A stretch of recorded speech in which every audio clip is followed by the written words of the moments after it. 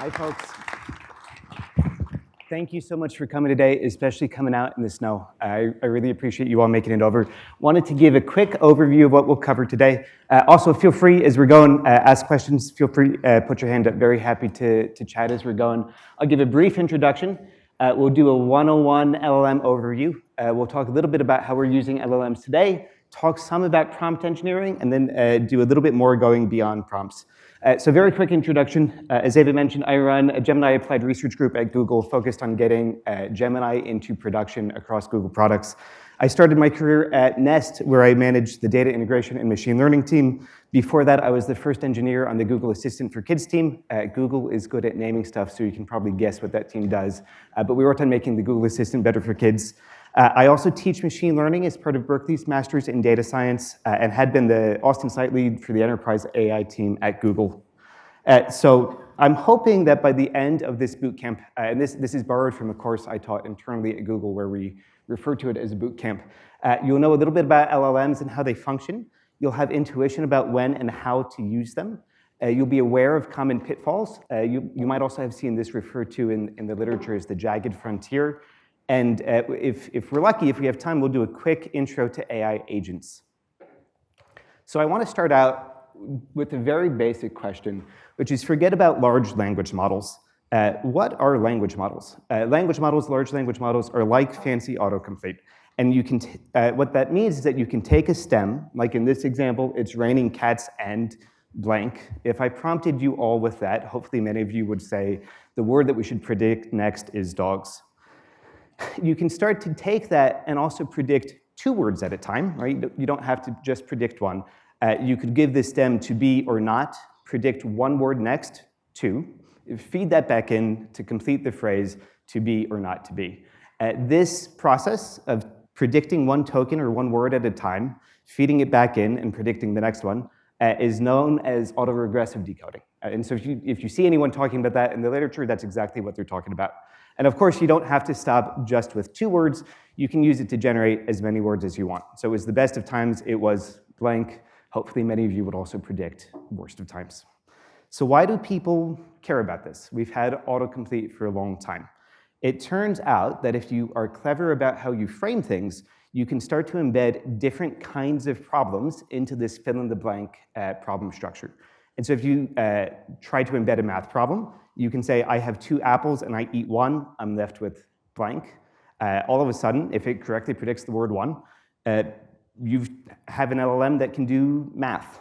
You can start to embed things like analogy solvers. Paris is to France as Tokyo is to blank.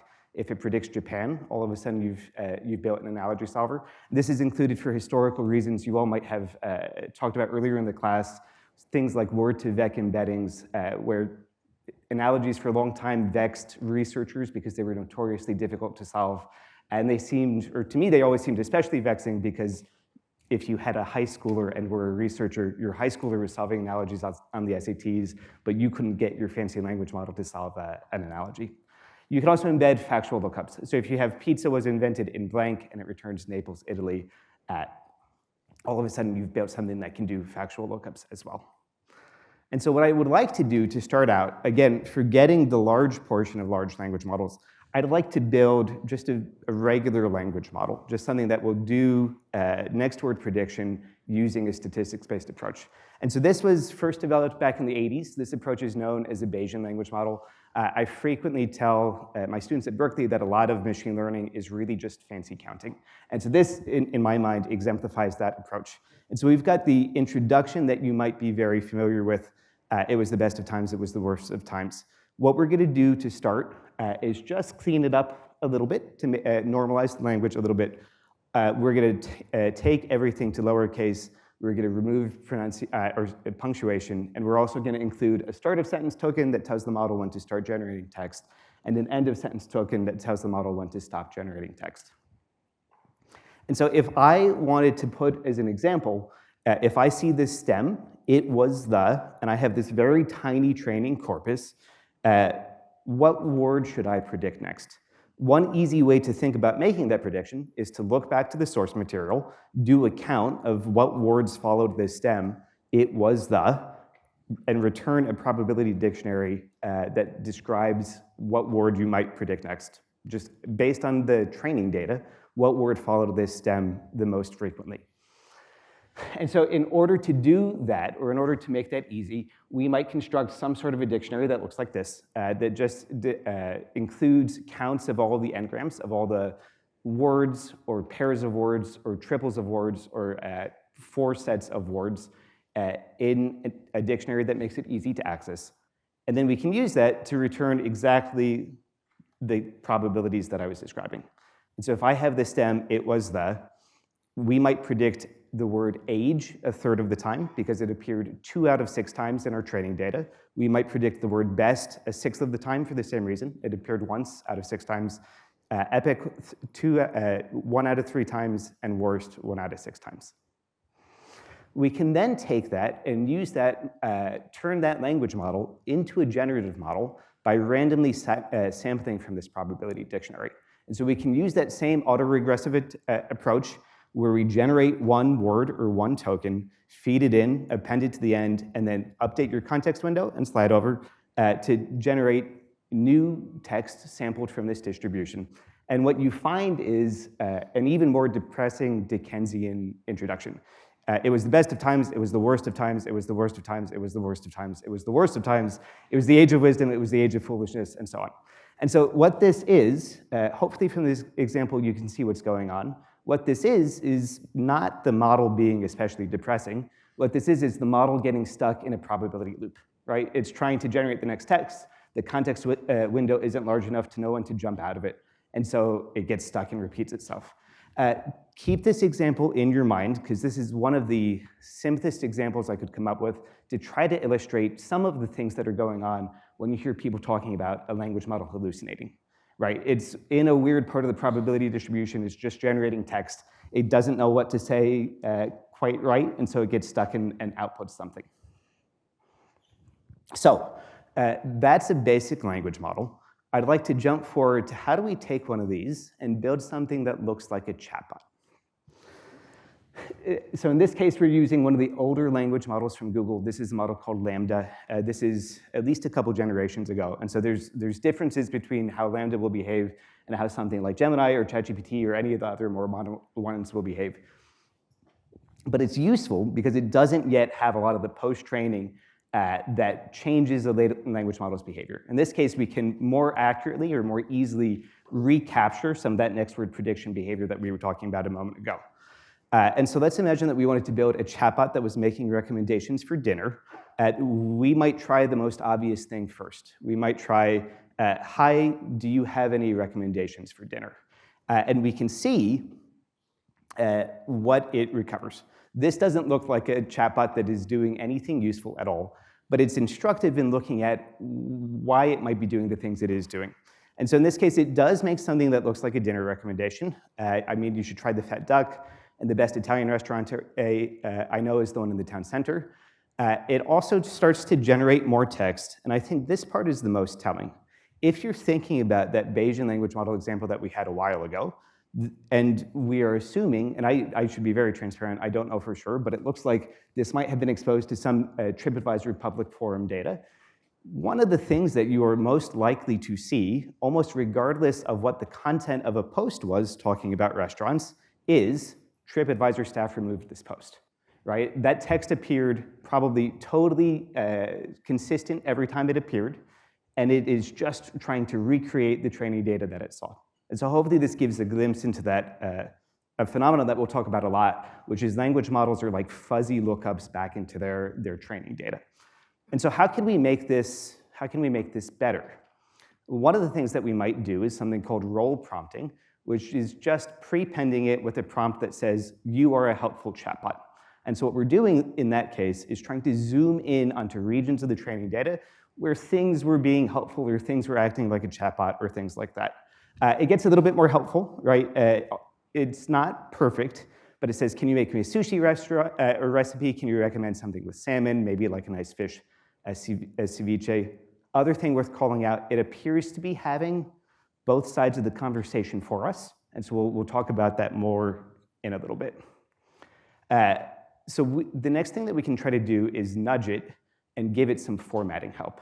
And so if you think about places where it was likely to have seen conversational data in its training data, probably it was formatted with something that looks a little bit like a movie script, right? User : hi, do you have any recommendations for dinner? And so the cool thing to see is it immediately picks up on that formatting hit. It also gave itself a name. It named itself HelpBot, which is exciting to see, but also maybe not all that useful if we want to try to parse things out in the future. It's starting to get a little bit better. And again, it's having both sides of the conversation for us. And so here the point that I want to make is this is not the preamble to something like Terminator 2: Rise of the Machines. This is just it trying to do that next word prediction. And it's trained on data that looks like a movie script, so it's just repeating that movie script. It's not trying to take our role in the conversation. Other thing we can do, we can remind it what its name is, and so we can just prepend chatbot : to hint to it that it should pick up that chatbot formatting notification, and it starts doing a lot better. Again, this is mostly just to make it easier to parse things out in the future. So how do we deal with it having our part of the conversation for us? One really easy way to do that is just to get the next thing that the chatbot would be likely to say and strip out the rest. And so this is some very straightforward and also admittedly very brittle code to do exactly that, but it should get the point across. All that you need to do is strip out the rest of the conversation after the response that you want. So if you want to start to make things interactive, you could imagine building a harness that keeps track of the conversational history, feeds that into the prompt, includes a label to remind itself or tell the difference between when the user is talking or when the chatbot is talking, and then keeps track of that and feeds that back into the chatbot to get the next result. And so in this case, we're continuing the conversation. We're saying, I love sushi, thanks for the recommendation. What's your favorite kind? I will give you all a moment to guess what a chatbot's favorite kind of sushi might be. But the answer is lobster. And so hopefully that gives you some intuition or some understanding of how you take something like this, do a little bit of changing your prompt to nudge it into the part of the training data, to the part of the probability space that you're looking for, and then a little bit of engineering, a little bit of a harness to run on top of it. And so if Bayesian language models have been around since the 80s, you might be asking yourself, why are people so excited about this? What has changed? What has allowed us to see these incredible emergent behaviors? One of the things that's changed is the number of parameters. I've been teaching variants of this lecture for a long time. I eventually had to give up on updating it because the slide kept on growing so fast. The estimates I've seen now is that we're now in the trillions of parameters, which is thousands of billions of parameters. BERT large all the way back in 2018 clocked in at 340 million parameters. And so if you're thinking about the number of parameters as a mechanism for understanding and representing information about the world, the more parameters, the more you're able to do that. The other thing that's changed is that the context window or the context length has changed. And so I also had to stop updating this slide. The Bayesian language model we were just playing with had a context size of about 4, right? We considered the previous 4 words in making a prediction about the 5th. Basic RNNs would get you to about 20 words. LSTMs, which are a modification of the basic RNN architecture, get you to about 200. Transformers, the bigger ones, opened that up to about 2048. Now Gemini has something on the order of 2 million tokens that it fits in its context window. And so that's one of the other really big things that's changed is all of a sudden you can start to act on a lot more information. Another thing that's worth talking about is why are people so excited? And so I think for me, it comes back to this page, or this paper. This is the Language Models for Few-Shot Learners paper back from 2020. Many of you might be familiar with this paper without knowing it. This is also the GPT-3 paper. And the thing here that they described is the emergence of this zero-shot behavior. And so that's a fancy term of art to describe something that many of you are familiar with. If you have kids, if you have students, if you have people that you're working with, humans can see a few examples or no examples of a task and generalize to it very quickly. Again, just like the SAT that we were talking about a few slides ago, Language models up until recently couldn't do that. They couldn't easily generalize to novel or new information. And so what this paper showed is that when you started getting to very large parameter accounts, at something like 175 billion parameters, you saw this emergent behavior of successful 0, 1, or a few shot prompting. And so let's talk a little bit more about that, what that means. Just a terminology note. A 0-shot prompt is where you give a model an instruction and then don't give it any examples and just expect it to be able to do it successfully. And so I won't pain you all with my terrible French accent. But translate English to French, cheese, colon, predict something, that's a great example of a 0-shot prompt. A 1-shot prompt is when you give it one example, and a few-shot prompt is when you give it a few examples.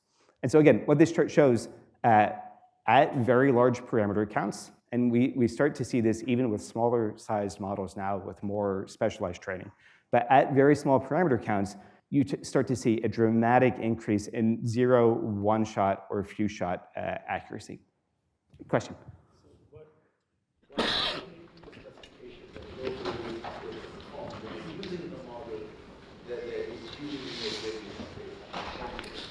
That's a great question. So to repeat it for anyone who might be streaming, the question was, why do they have to make the specification that no gradient updates were performed? So usually for something like this, you might do a post-training step of fine-tuning on a specific task. And so you might say, we're going to translate English to French, here's a bunch of examples, and then you would do a post-training step where you go and update the weights. In this case, you don't have to even update the weights, which was the major exciting emergent behavior. Okay, so we have a language model. Oh, sorry, one more question.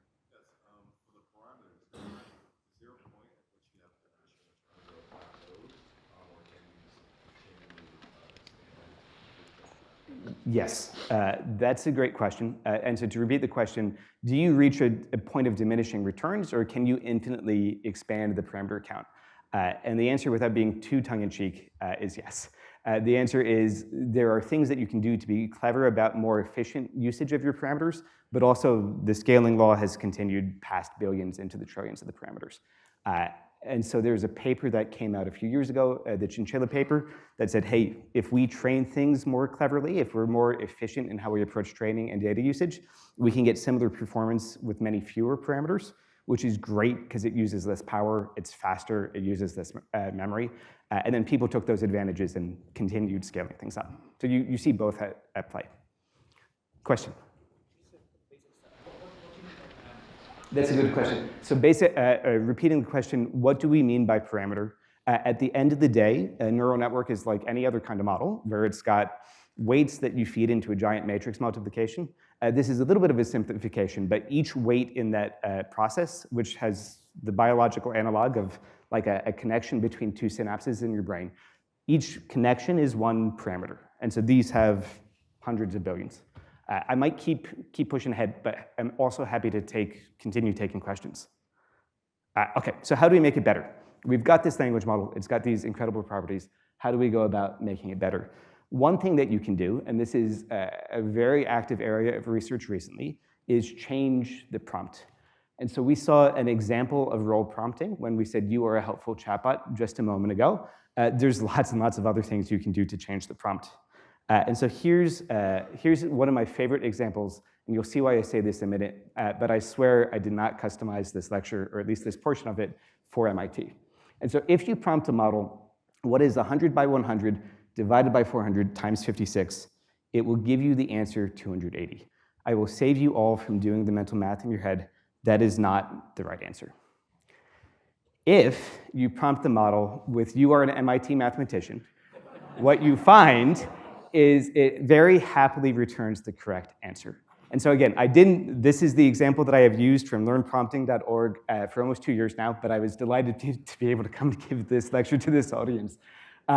It's interesting to think about why this might be correct. And so I can help to build some intuition for it. I think it would take quite a bit to formally prove this out.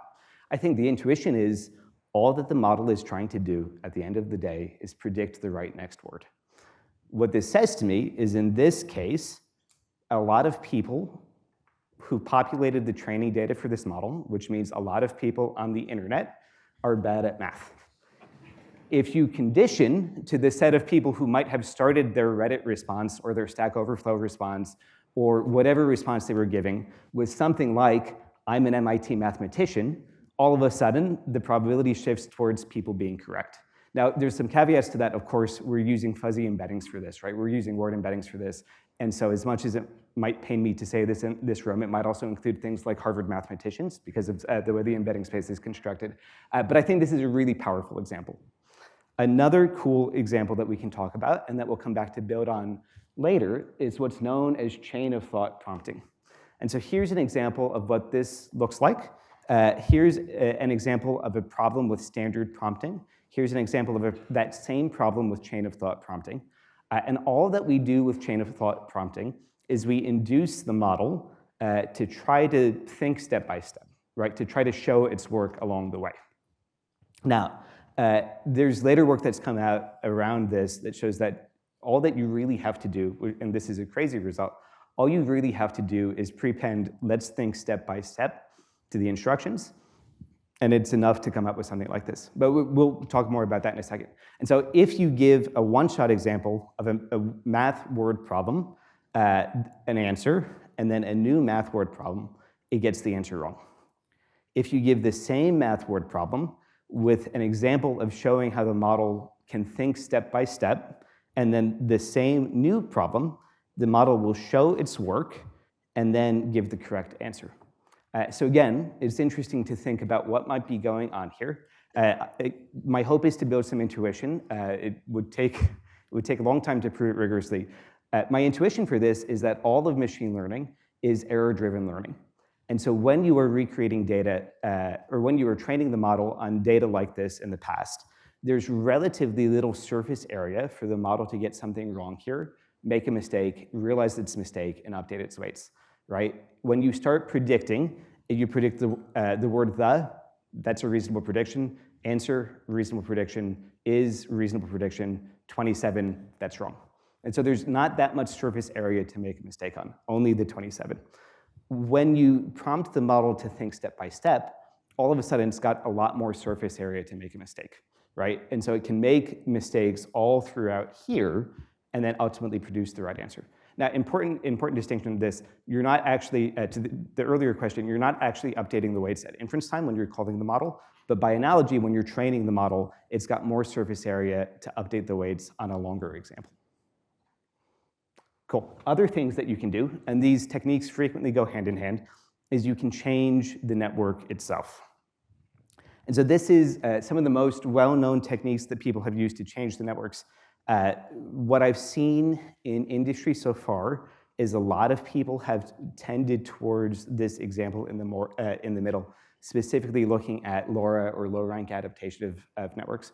As far as I can tell, worth talking about this slide for a second and then talking about LoRa. The idea here is that these models are starting to get huge, and so it would be really great if you had a small training data set that you wanted to use to update the model. If you didn't have to spend that data set updating all of the model weights, you could spend that data set updating just a much smaller portion of the model weights. And so in this example here, or in all of these examples, the different approaches are what parts of the network you're updating. And so for adapters, you add in an adapter at this point. For BitFit, you add in some bias. For LoRa, which I think came out of Microsoft, you add in an auxiliary weight matrix that you then project on top of it. The cool thing about this is, A, it can be a lot more efficient, and in fact, this family of techniques is known as parameter-efficient methods, right? So you can get a lot more bang for your buck with your data. It can also be, LoRa in particular has nice architectural adaptations because the model itself remains unchanged. All that you have to do is build a little bit of a harness to take your auxiliary weights W, or W prime, and project that back on top. And so if you have one server running in production with ChatGPT or Gemini or whatever it is, you can have a whole host of LoRa weights side-loaded and then apply whatever weights you want on top of it. And so you might have LoRa adapters for, I don't know, rewrite my email in an especially professional tone, or rewrite my email in the form of a Shakespearean sonnet. With less architecturally friendly techniques, you might need one fully loaded Gemini model for each of those. With LoRa, you can have just one model running and project almost like your flavors on top of it. Cool. Another point that I want to make is that there are many possible valid language models. And what I mean by that is what you say, or the next word that you say, isn't always deterministic. And so I, for a long time, gave this presentation with a British co-presenter, and I like to flash this example up on the screen. If I asked you to predict this word, many of you in the audience might disagree about what the word should be. And so I would say it should be called a trunk. My British co-presenter would say it should be called a boot. Neither of these are right or wrong, right? These are both valid language models. And so there's an interesting field of study that's developed in how to move between valid language models. If you think about your own life and your own use of language, almost certainly you do the same thing. The way that you talk to your friends is different than the way that you talk to your parents, is different than the way that you talk to your professors. Those are all kind of sub-flavors of language models.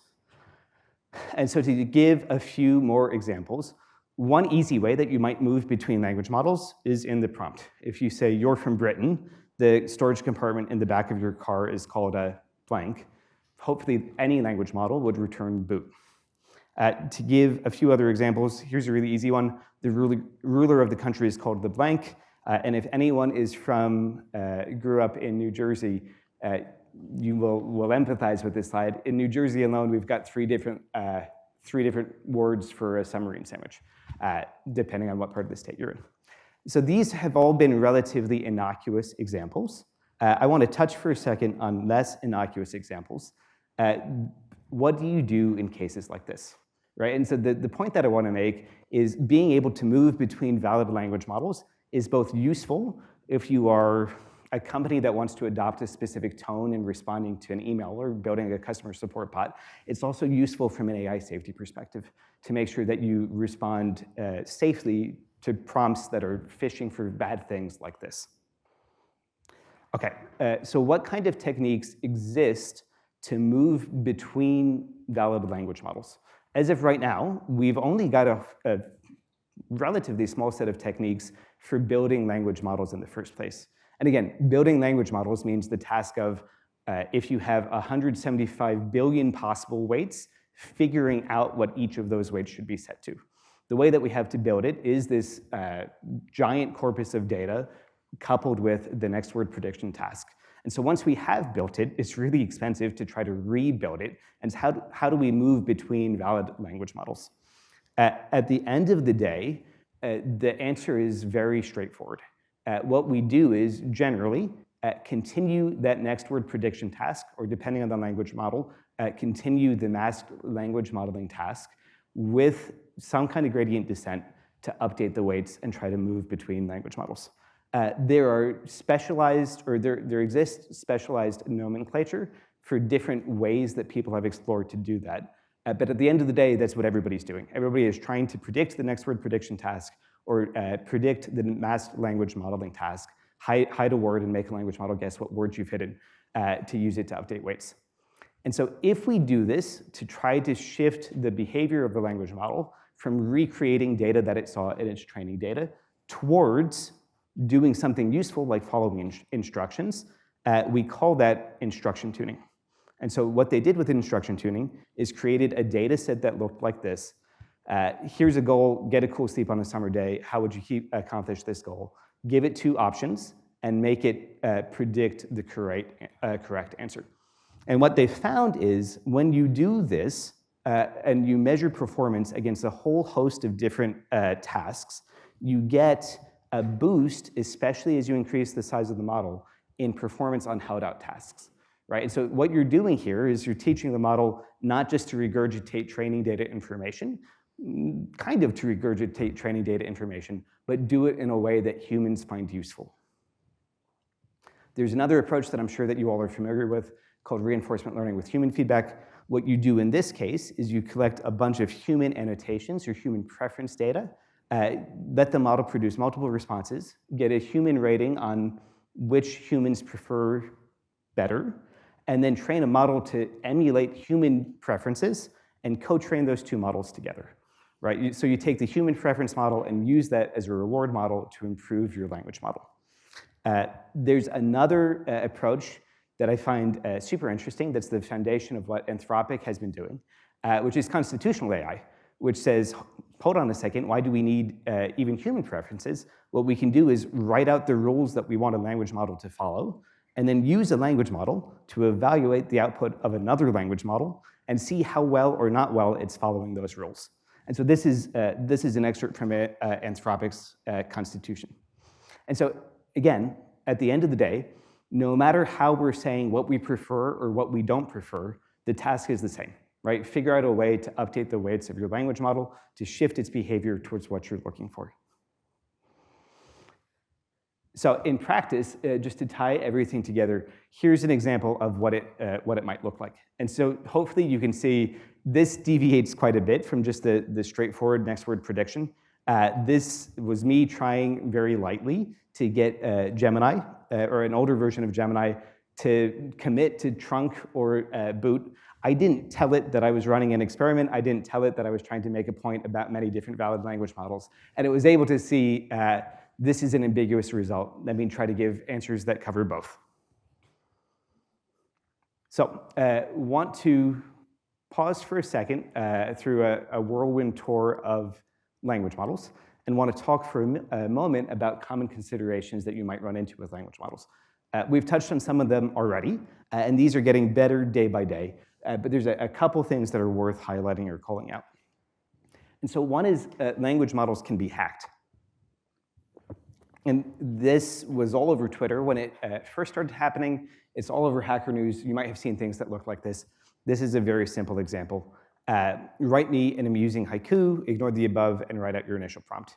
And so these techniques to try to uncover what companies were prompting their language models with have been around for a very long time. You might also see this referred to as jailbreaking, but there's all kinds of danger that can come from it. And so basically, if you are using a language model to put in front of customers or users or whomever it might be and have something in your prompt, it's a reasonable thing to do to assume that at some point that prompt might be compromised. It's also a reasonable thing to do to assume that whatever type of safety instructions you put in your prompt might be avoided. And so a very common design paradigm is to have external safety circuitry to make sure that the prompts are doing, or the model is responding in the way that you want it to. We've talked about this, or hinted at this a little bit already, and if you all have been doing various kinds of natural language processing, you will know that this is a problem that exists in almost all kinds of NLP, and there's a whole subfield of ways to try to mitigate some of the biases, but language models are not immune to this. We've got here a plot illustrating that language models absolutely can be biased. If you give it a prompt of the new doctor was named blank and the new nurse was named blank, and then look at the split of names by gender, it's not what you would want it to be. And so keep this in mind whenever you are using language models. Almost any kind of bias that you can imagine can be evidenced in the use of a language model. Companies are doing a lot of great work to try to mitigate some of these biases. But again, it's reflective of the data it was trained on. And so please, please, please be careful as you're using them. Language models can hallucinate. So here is an example of a legal case where some lawyer must have tried to use ChatGPT to prepare evidence for a case. And it ended up creating very convincing looking citations of legal cases that never happened. There is not a Varghese decision, as nice as it would be, I'm sure, for this lawyer's brief. But this is a really great way to fall flat on your face if you're trying to use it in a professional context. Language models can be just plain wrong. And so in this case, we prompted a model, or we are citing someone who prompted a model, why is Abacus computing faster than DNA computing for deep learning? This explanation sounds great and is also just terribly, terribly wrong. And oh my goodness, there's a GIF here there we go. Language models don't play by the rule. Or play by the rules. And so there is a really interesting thread that emerged of language models, likely because they were trained on many transcripts of chess games. Actually, we're pretty good at chess. If you watch this carefully, the language model that I think is playing black does many moves that are just plain illegal. The one that I was able to catch on is I believe the queen at some point just jumps over the knight, to take a piece. And so this is a very powerful example. Language models are constrained to play by the rules. We as engineers and practitioners have to help re-overlay the rules on. Okay. So we are doing good on time. I was hoping that we could spend a few minutes extending some of the work that we've done and talk about AI agents. And then maybe we can save some time right at the end for broader questions. So my team does a lot of work on agentic workflows at Google. There's a whole wide discussion on what it means to be an AI agent or what an agent is. I just had a conversation this morning. AI agent can mean anything from, depending on who you talk to, I am sending a request to an LLM, to I have multiple LLMs working together. I'm using LLMs to break down tasks into subtasks. I'm using LLMs to call tools. To me, on my team, I think the two most salient considerations for agentic workflows are planning and reasoning and tool use. And so I thought I would share with you all two of the seminal papers for each field if you're interested in getting started in learning more about some of how this works. And so on the planning and reasoning side, one of the most interesting papers I think that's come out in recent years is this React paper. And so this React paper combined two different prevalent schools of thought for how to prompt language models into one and did some clever things with how they trained the data. And so here's a very simple schematic breakdown. A lot of people did either only reasoning traces, and so looked at how models could reason about information, or only action traces, which is give models the framing or the tooling to take actions. At React, combine those two in a hybrid model that lets the model do both reasoning and action. And I'll make that more concrete in just a second. And so here's an example of React compared to vanilla chain of thought, which is what we were talking about just a moment ago. And in fact, this particular chain of thought implementation is the much simpler one that I was talking about, which is prompting the model that's things step by step. And so React is able to take a complex, or a somewhat complex statement, like "Reign over me" is an American film made in 2010. The model is prompted to share its thoughts. And so it says, I need to search for "Reign over me" and find out if it's an American film made in 2010. It can then do a search, and we'll talk about how it might do a search like this in the next section. But it then does a search. It gets some information back from its environment, which is termed an observation. The observation says, and we've elided it here, but the observation says that it's an American film made in 2007, and so it is not an American film made in 2010. It finishes with a special state that they coded in, which is refuting the statement, and it has passed the test. In vanilla chain of thought, for instance, all that it does is it still does this let's think step-by-step approach. It is an American film. It incorrectly hallucinates that it was made in 2010. It wasn't made in 2010, it was made in 2007. And so React allows the model to perform better on tasks like this. As another example, this example is like the most boring version of text-only dungeon crawling adventure games that you've ever seen, where your task in this epic adventure is to put a pepper shaker on a drawer. But you can see, I think it's instructive to take a look at what act only does and what the model can do when it's prompted to both reason and act. And the takeaway here is that in act only, it gets stuck in this case here. It goes and goes to sync basin 1. It tries to take a pepper shaker that doesn't exist in sync basin 1, and it gets stuck in a loop trying to do that.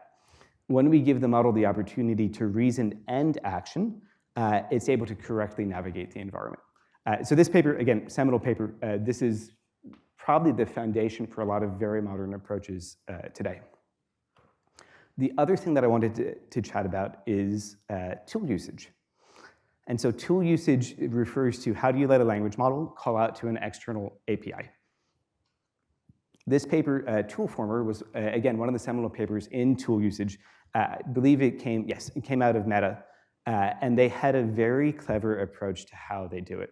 And so first, here's an example of the type of output that we are looking to generate.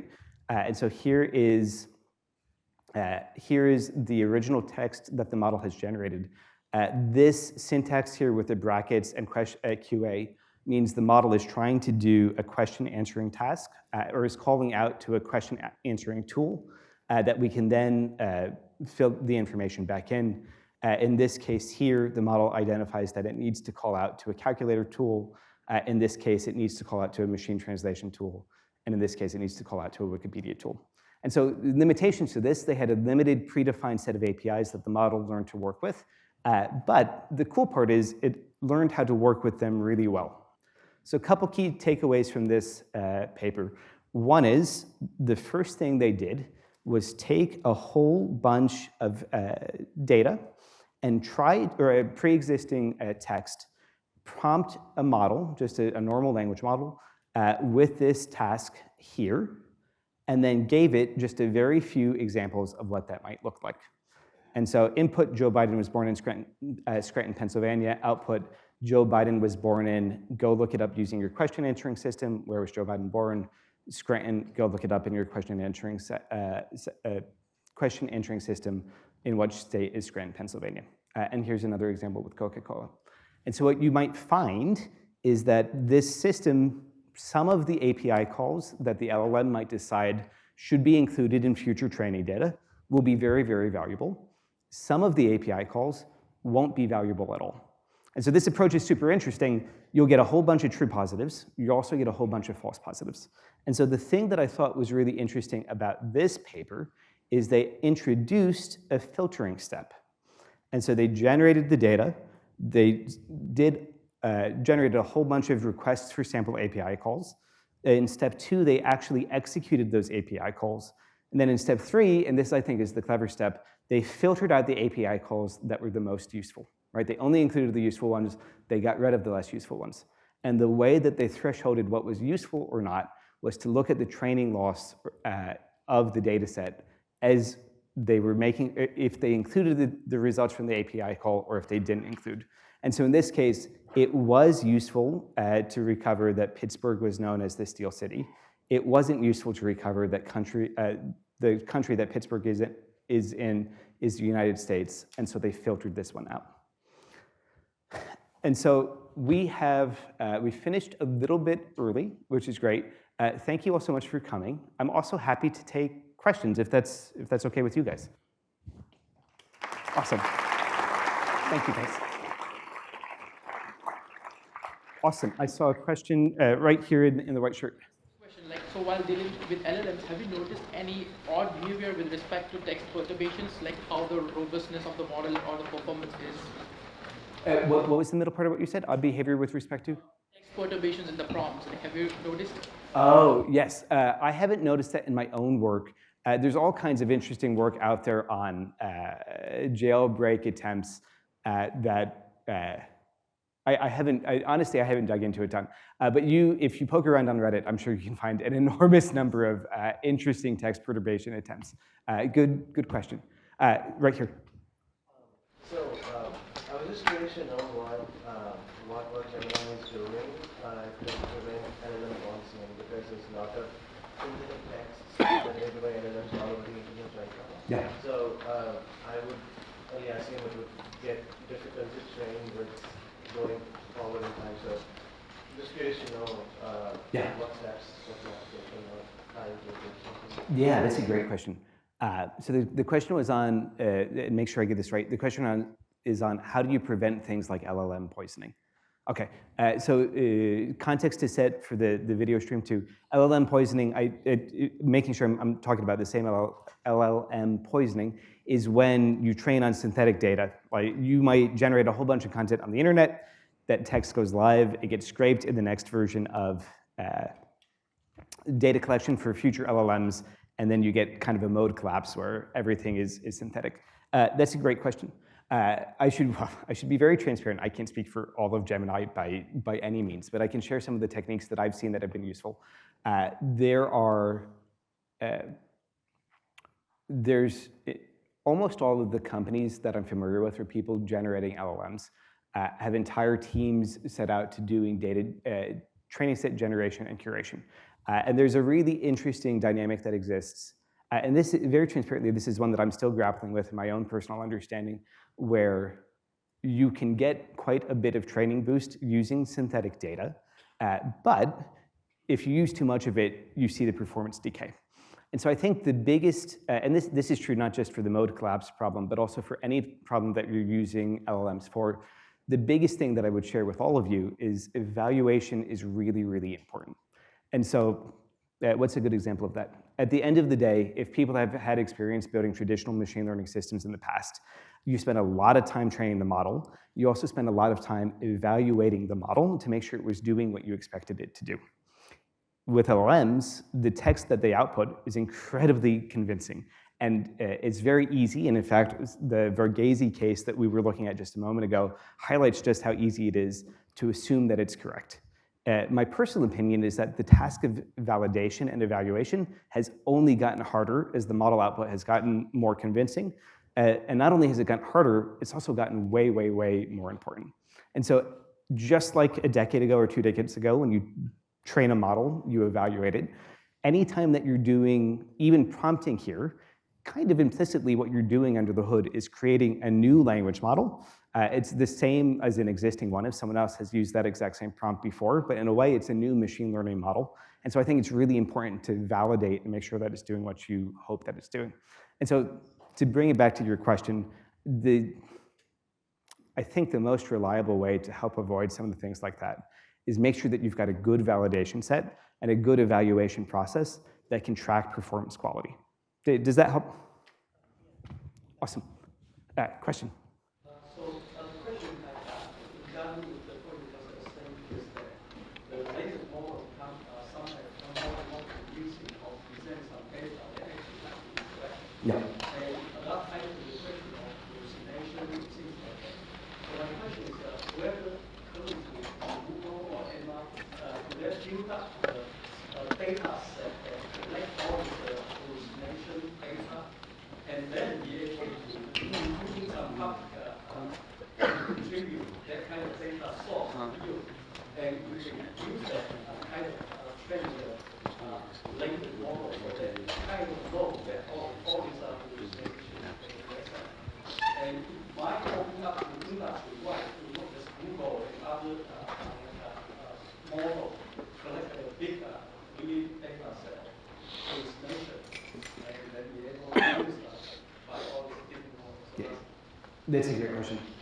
So repeating the question, is there a centralized data set of model hallucinations that you could use to maybe train against and prevent future hallucinations? So great question. The answer is I'm not aware of any public data sets.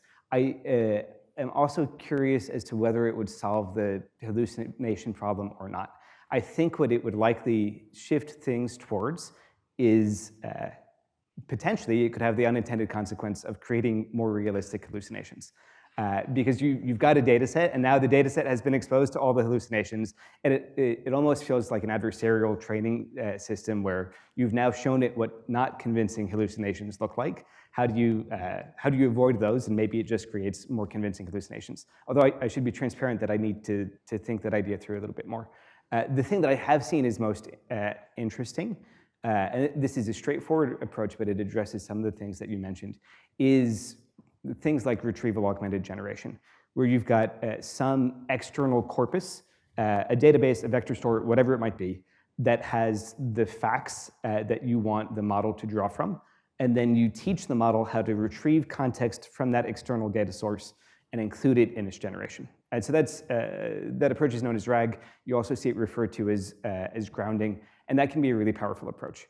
And what I like about it is that it separates the things that language models are good at, which is generating fluid and cohesive text, from the things that databases are good at, which is storing, remembering, ACLing, forgetting information.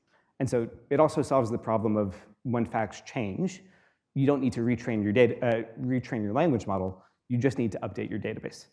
And so, good question. Hopefully, I answered at least some of it. All right, right next to you. Thank you so much. Where do you see the future of large language models? The business model on it works now on Yeah. data that is available. So do you think that in the future, for example, there will be instances where there will be issues with the network quality and not be able to access data and stuff like that? How do you see the future? Yeah, that's a great question. So to restate the question, generally around as more and more data is used in training and less data either hasn't been used or is available, what does the future look like? Is that fair? Yeah, that's a great question. I think, and we've already started to see some of this, and these were not things that I worked on, but there's all kinds of licensing deals that are ongoing. You're already seeing IP cases with language model generators from places like the New York Times. And so I think two things are likely to be true. One is I think the business models will evolve. I personally would expect licensing deals like this to become more common. Second is I think people will start to get very creative at looking for companies that are sitting on treasure troves of data that haven't been tapped yet. And so I wouldn't be surprised if you see also continue to see acquisitions of companies like that. The other thing, semi-related to that I've been really excited about is what can you do with small language models, right? So how, instead of spending lots of compute, lots of power, lots of memory on very, very large language models, how can you return to very small, very purpose-built language models where maybe they're trained for a particular company, a particular user. And so opening up or coming up with new ways to generate very small purpose-built language models from smaller data sets, I think is a really interesting avenue of exploration as well. Let's see, in the red right there. I'm fascinated by the almost exponential growth of context length of these models. Yeah. The same with medical research, it needs a lot of pretty technical papers. I might not be able to conceptualize maybe 5, 10 months. It sounds like these models, especially these context ones, will be able to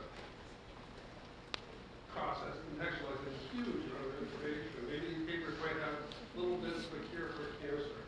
Yeah. But these models, will they have the ability to make new discoveries just from composition of little ideas and research papers or something like that? Yeah, that's a great question. To repeat the question is, with the exponential growth of context window, or context windows, will models be able to take and stitch together, I think the example you gave was maybe the solution to cancer exists fragmented across 1 million research papers that no one's ever been able to all read before. Can models help to find these? The answer is I hope so, and that's one of the things that I'm most excited about too. I think you're starting to see some discoveries along that line. There's the very explicit case of reasoning about a large corpus of papers with the model itself. I think there's also the less explicit but no less important case of describing exactly the process that you were talking about, which is if we can save researchers time in chewing through 1,000 papers that maybe they weren't able to read before by providing meaningful summaries of those papers, does that accelerate the pace of research? And I think the answer to that is yes too. I saw a really interesting, not a language model case, but a foundation model case where people took a language model framing and applied it to atomic movement on like very low level chemical interactions. And without ever having seen it before, when given sodium and chlorine atoms, the model correctly predicted the structure of salt crystals, even though it had never seen it before. And that speaks to the like powerful predictive capability of not even language models. This is just something that looks like a language model in structure, but was trained as a model to predict the future state. You know, it look, I don't know, 5 picoseconds into the future for what the molecules would do. And so the short answer to your question is, I hope so, and that's part of the reason I'm so excited about this work. So I think we're right at 2 o'clock, is that right? Perfect, yeah. Yeah, maybe we can take one more. Yes, in the white sweatshirt over there. Yeah, I had a question about the rules, teaching the LLM rules. Yeah. So what solutions do you have for that? Are you like appending like a symbolic engine, or is there something else like fine tuning? Yes, you mean in like the chess example? Yeah, and any other example where you need the LLM to follow like a set of like deterministic rules. Yeah, so the question was around, for the case that we talked about, and for other cases similar to it in the slides, how do you go about teaching the LLM rules? And so I think there's 2 things that are important. One is, if you wanted to improve something like the chess application, you could introduce a custom penalty to your fine tuning if the language model makes a rule that's not allowed. And so that's in the language model space, one way that you can address it. The other thing that I would do, and the way I've seen, even pre-LLMs, the way I've seen almost every production machine learning system designed, is to have the machine learning predictive model system and also a policy system that sits on top and can either block or reject or promote certain rules.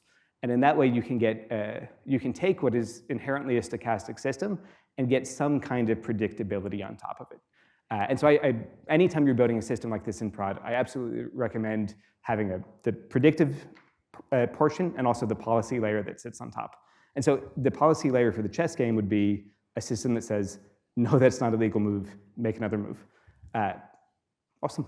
Well, thank you all for the great questions and the participation. Thank you, Peter. Thank you, folks.